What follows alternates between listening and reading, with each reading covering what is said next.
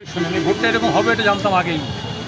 তোমার মহাভারতের পুরাণের একটা প্রবাদ আছে, তোমার এই বদিবে যে গোকুলে বাড়িতে এসে।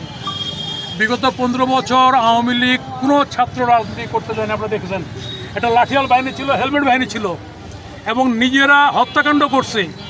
এবং এই যে কাজগুলি করলো, এটা কারা ছিল এরা? আপনাদেরকে ছবি দেখাতে পারি। আজকে যিনি সাদিক কাইয়ুম, যিনি ভিপি হয়েছেন, তার মধ্যে অভিযোগ আসছিল উনি শেখ হাসিনার সঙ্গে উনি ফুলের মালা দিয়ে উনি ছাত্রলীগ করতেন।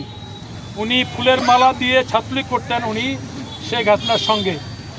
ফলে এই যে লোকগুলি যে আজকে যারা নির্বাচিত হয়েছে, এরা সবাই আওয়ামী লীগের কোলে পিঠে লালিত পালিত। আজকে যারা নির্বাচিত হয়েছে এরা বিগত 15 বছর ধরে আওয়ামী লীগের কোলে লালিত পালিত। ওরাই শিবির নাম ধারণ করে এবার ভোটে জয়লাভ করছে। অতএব আপনারা বুঝতে পারছেন ওরা কোথায় ছিল, কেমনে ছিল। এই যে দেখেন সাদ্দাম, আমাদের এর নামে কথা বলে পলায় গেছে। এই সাদ্দামের সঙ্গে ছেলেটা সাদিক কাইয়ুম, সেই হলো বর্তমান ভিপি শেখ হাসিনার সঙ্গে ফুলের মালা দিয়ে যখন কমিটি করে, কথা বুঝছেন। ফলে আজকে এরাই হয়েছে।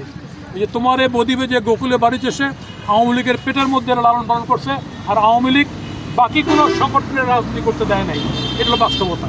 ফলে শিবির আওয়ামী লীগের নাম ধারণ সদস্য রাজনীতি করছে, আজকে তার রেজাল্ট এটা। ধন্যবাদ সবাইকে।